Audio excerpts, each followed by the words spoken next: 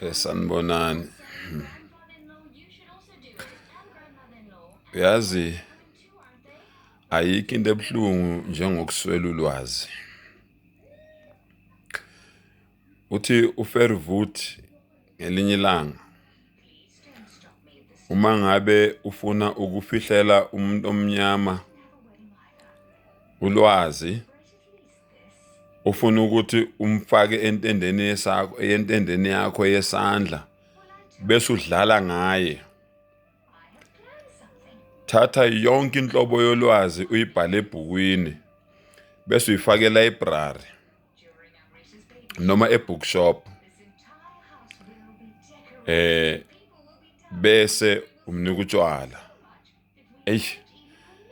Ingizwisa ubuhlungu-ke leyo nkulumo.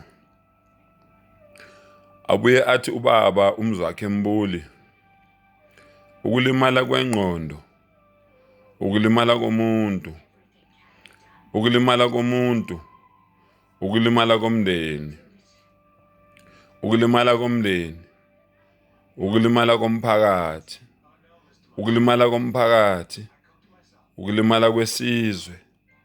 Mina ngiyaqhubeka-ke ngithi ukulimala kwesizwe, ukulimala kwezwe lonke, ukulimala kwezwe lonke, ukulimala komhlaba wonke. Ngokukhulunyiswa yini lokho?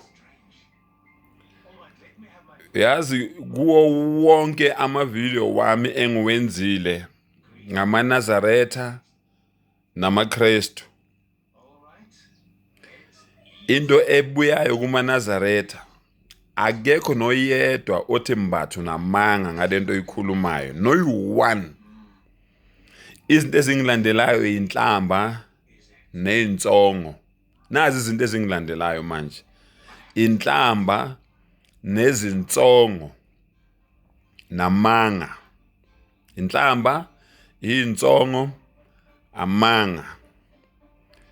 Ngizoniprovela-ke ukuthi ngempela, uma ngithi ngempela amaKristu awazazi ukuthi enzani, amaNazaretha awazazi ukuthi enzani. Ngizoniprovela, ngizonilethela ubufakazi, niqhubeke futhi ningithuke. Into eyenza ukuthi ngenze nje, nisuke nathuka ubaba, nathuka umuntu omdala, nathuka uShandukandaba, nathuka uSontshikazi, nathuka uMagizagiza, nathuka uMakhabalithuli. uShando waphakela iy'nyoni zaze zambonga zathi chiyo chiyo. Ukuthi nimthukelana anazi nani. Ngeke nisho ukuthi nimthukelana ngoba kumele nisho nithi mbatha lento oyikhulumayo wena nendodana yakho nabo bonke abantu abakhulumayo ngey'nkolo zethu zobuKristu nobuNazaretha kungamanga nganazi izathu. Anikusho into eniqhubeka ngayo inhlamba kuphela, inhlamba nje kuphela into eniqhubeka ngayo. Qhubekani-ke nithuke ngoba mina amaqiniso ngisazowakhipha as long as uTikTok esekhona, uYouTube esekhona, uFacebook esekhona, ngisazowakhipha amaqiniso ngoba akekho umuntu okwabulawa iqiniso. Okunokuthi iqiniso libulale umuntu liyamkhulula. John 8:32, niyakulazi iqiniso bese liyanikhulula. Ngisazowakhipha amaqiniso. Ngiyabonga.